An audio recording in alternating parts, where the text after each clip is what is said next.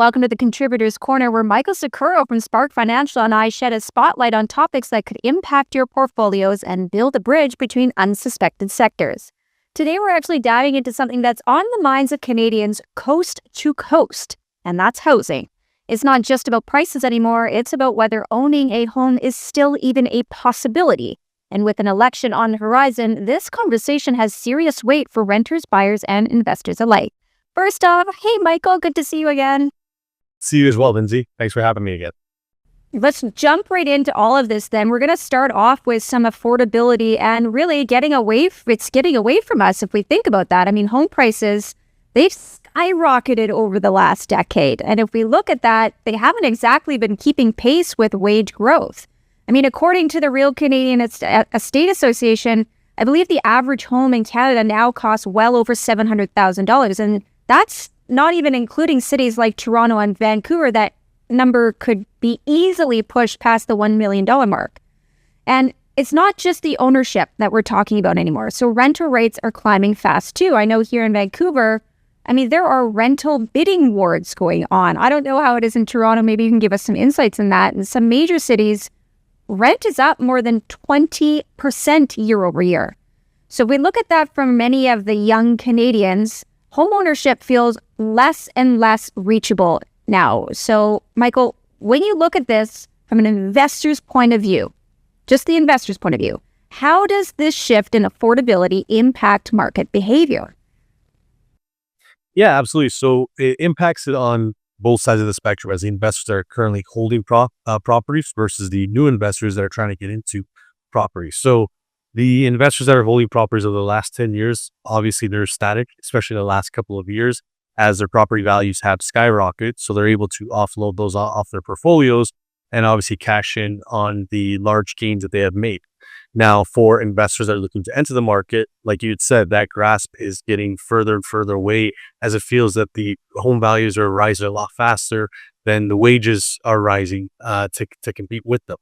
So a lot of that affordability seems very, very far out of reach right now for first-time home buyers or current homeowners that are looking to grow into that next property, as well as any investors that are looking to acquire more properties to their portfolios. And actually, funny enough, especially in Toronto right now, rental rates are actually falling, especially in the condo market. It's more of a supply, less of a demand. So what's happening, like any supply and demand issues, is renters are lowering the rates because they'd rather have someone in there paying some certain dollar value versus not paying anything at all. So we're actually seeing the third month in a row with a decrease in rental rates. So is that because the supply is way up and the demand is getting less, or is that because they're looking over quality to quantity? Like, why do you think that is?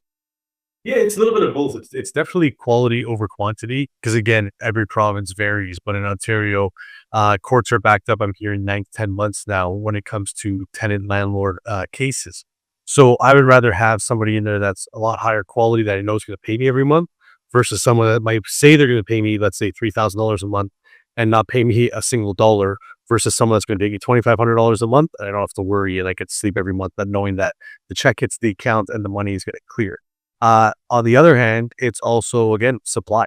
There's many of condos right now that are completely vacant in Toronto. A lot of builders are actually flipping over their current developments into rental condos, due to the fact that many buyers were walking away from their deposits. So we're seeing a couple buildings right now within our area here in the GTA that have switched to, they have big rental signs on them now. So at least the builder could recoup some of their funds, given that, again, people are walking away from their deposits, not closing on the purchases. Courts are long ways away to fight against the buyer that had walked away. So in the meantime, you're better off just trying to rent it out for, like I said, it's better to get something than nothing. Yeah, at least a fraction of what, your cost would be. Let's flip actually over to the upcoming election. So what are the parties offering? I mean, what are each party offering? And if you look at that from a different lens, how are they fixing the problem? I mean, the Conservatives are focused on supply, cutting red tape, pushing municipalities to build faster, and offering incentives to private developers. Now, if we flip that, the Liberals, on the other hand, they're leaning into support programs, from first-time homebuyers incentives to rent-to-own programs, and expanding the national housing strategy with a focus on affordability and social housing.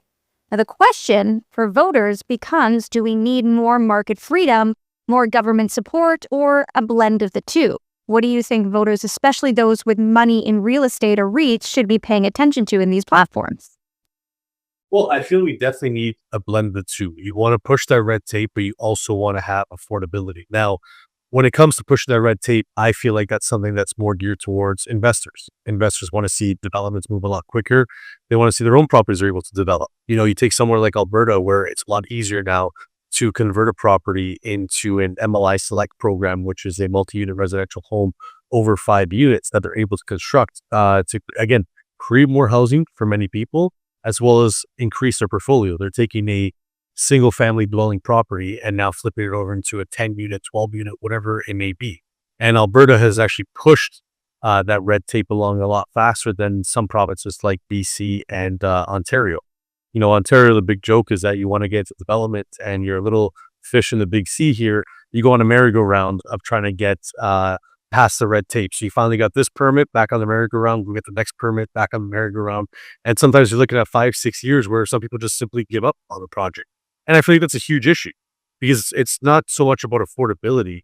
Affordability comes due to the supply. The lack of the supply has caused that greater issue that we're not able to purchase properties. So again, lower supply, higher demand, higher requests for prices. And if you look at the stats, CMHC is saying we need about 3.5 to 3.6 million homes by the year 2030 to keep up with this current housing crisis that we're in.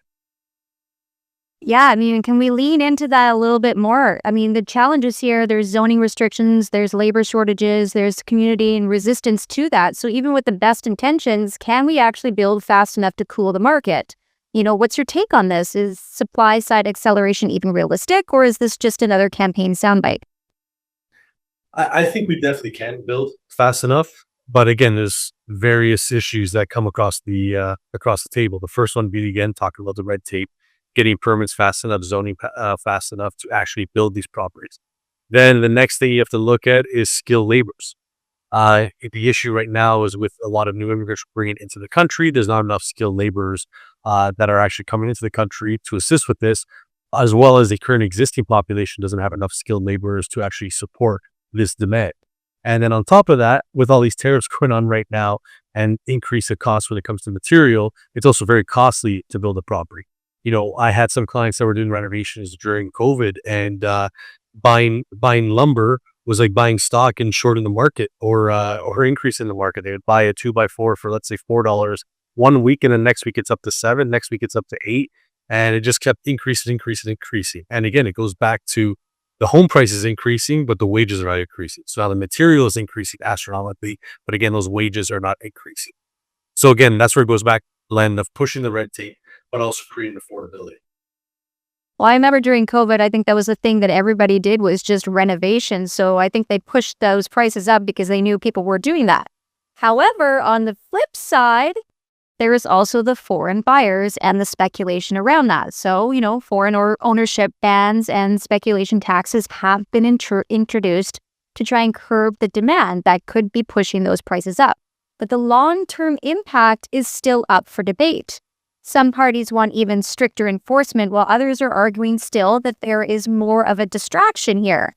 I mean, a convenient political target that does little to address deeper structural issues in housing.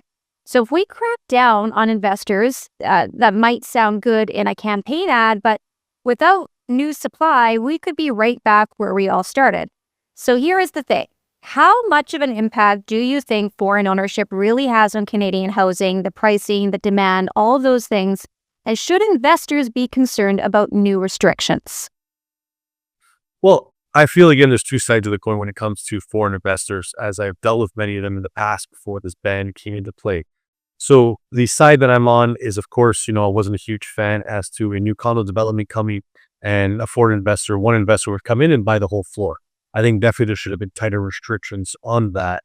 But on the other side, we have to also look at how much we're charging in foreign tax, new money that's coming into Canada.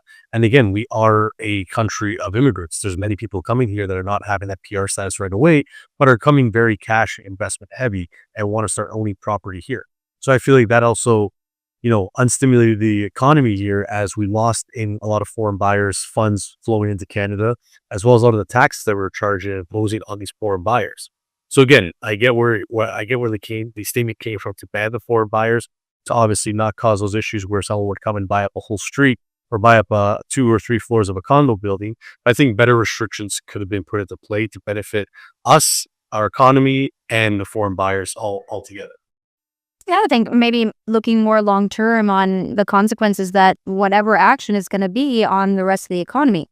Let's actually flip completely over and just talk about the mortgage policy and the financing tools. So this is another big talking point with these campaigns, mortgage rules. There is a discussion around easing the stress test, offering long amortization periods that you and I have talked about many times, and really giving the first-time buyers access to low-interest loans. But here's the risk. If it gets easier to borrow without a matching increase in housing supply, it could just make prices rise even more. My opinion. I don't know, maybe an unpopular opinion. It's like pouring gas on a fire while trying to cool it down. I don't know if that works or doesn't work. I don't know. So from a lending and finance perspective, does loosening borrowing rules help or hurt in this environment? It's definitely a double-edged sword, especially with what you just your comment right now is that's what we saw during COVID. Money was cheaper, prices went up, people were able to borrow more, and we saw this huge impact on the housing prices as these rates were dropping. And that's what we're sort of seeing right now with the rate cuts is they have to really do it a lot slower than they are. Maybe it could even be the reason why they held the most current rate cut was again due to that fact that people are just very blinders on money's cheap. I need to buy this house. And that's where we're stuck in between. They want a buyer's market, sellers want a seller's market, and we're trying to find that perfect balance. And that's what the double-edged sword is right now with these restrictions. So what I feel is that it can't just weigh so heavily on the rates. It needs to weigh on the products, on the amortization, on the stress test to ease people into the market, but also not have a huge impact on the prices. So I'll give you an example in the US where we offer mortgages as well. What's very popular there are 10, 15, and 30-year terms with a match in amortization. Versus in Canada, many people think there's only maximum a 5-year term, but many banks also offer a 7 and 10-year term, but they don't have favorable rates. So that's why we go into this ebb and flow market, every 3 to 5 years is given to the fact that people are locking in with a 3 or 5-year rate and having to come up on renewal for, right away within 5 years. That's what we're seeing right now, where people locked in for 1.5% and they're now renewing at 4.5% 5 years later. Whereas in the US, you take COVID time where rates were as low as 2%. A lot of people locked in on a 30-year term at 2%. So they're not worried about that mortgage at all. They're not worried. They don't have the same stresses that we have right now with renewal rates coming up because many people are locked in for 10, 15, and 30 years. Well, I mean, this actually is a story that's not just about the big cities then. So we all know Toronto and Vancouver dominate the headlines all the time with affordability challenges that are creeping into rural and suburban areas too. So as that urban core becomes unaffordable as well, more people are getting pushed out and those outer regions are feeling the pressure. Now, we also have to talk about Indigenous housing. That is a big one. The North and the Atlantic of Canada, all of which need tailored strategies that can't be solved with a one-size-fits-all approach. So what do you make of the growing regional divide and how should policy adapt to the diversity across the country? Yeah, again, it's very tricky because it's like we say, they try to do a one product fits all, which again, it's very difficult, especially in a country like Canada. Whereas, yes, in the US, many states, they have their hubs, they have their larger cities, but that's almost in every state. Whereas funny enough, this morning I saw the image of Canada and what they had done was colored in where 75% of our population lives. And if you look at that, it's Southern Ontario, Southern BC, and Southern Quebec, which is all close nearing the borders. So you look at the grand scheme of things where there's larger income when you come to when you look at provinces like British Columbia, like Ontario, and like Southern Quebec, given they're more major urban cities, and lower income in these less dense, less populated areas. So how do you have a product that is a one size fits all? I feel again, double-edged sword. They should look at it province per province or very specific to the region, which we do see sometimes. For example, here in more northern areas in Ontario, there are credit unions that deal with farmers, as an example. whereas they understand how to underwrite a deal for a farmer versus maybe larger banks won't. Now, why I say it's a double-edged sword is because then it comes into the classic debate where it's like, well, why do they get this favoritism over us? Why do they have easier restrictions in Nunavut versus us here in Southern Ontario? So again, it's dealing with that double-edged sword and trying to figure out what's the best for all of Canadians, and that's where they come up with this one-size-fits-all. I feel again it should be somewhat region-specific when it comes to maybe amortizations or stress tests, or look at the income or even the population. Many lenders do not like areas that are populated less than 30,000 in population. Many lenders as well, they'll look at as far as a 10-kilometer radius from a major urban area. So if your property is at 10.5 kilometers from a major urban area in a smaller, dense market with a lower population, it's very hard for you to get lending to actually put more money down. So that's what, again, it's very tricky. The more favorable area where banks want to lend are, let's say, Toronto and the Greater Toronto area, where a lot of developers are now building more north, but the population and the rules are not working into their favor when it comes to actually purchase their property. Okay, so if we look at each party for this election, the Conservatives, the Liberal, the NDP, break down the housing policy for each one. Do we know this? Yeah, so I'll give you the Conservatives first. They're focused on increasing supply by cutting red tape and pushing municipalities to build faster, incentives for private builders, and to crack down on regulations slowing development. Liberals promise of newer homebuyer support, such as first-time homebuyer incentives and rent-to-own programs. National housing strategy expansion focus on affordability and social housing. So again, it's really on what side of the line you're on, whether you want to push for developers to build more, or you want to move into this more of a society of affordable housing and social housing, which again are, very fancy ways of saying, group housing, affordable housing, government housing, which a lot of people are not in favor of right now. Absolutely. So the bottom line, with housing now a top election issue, the outcome of this vote could determine more than who forms the next government. It could actually reshape whether the dream of owning a home remains a possibility for the next generation. So as always, these conversations are packed full of useful knowledge for your portfolio decisions. And remember, these are the opinions of our own with vested interests in particular assets and companies. Always be sure you speak with your financial advisor and know your own risk tolerances. That's it for this episode. Join Michael and I next time as we continue to unveil the evolving world of investment insights and sector education. Thank you so much, Michael. We'll see you soon.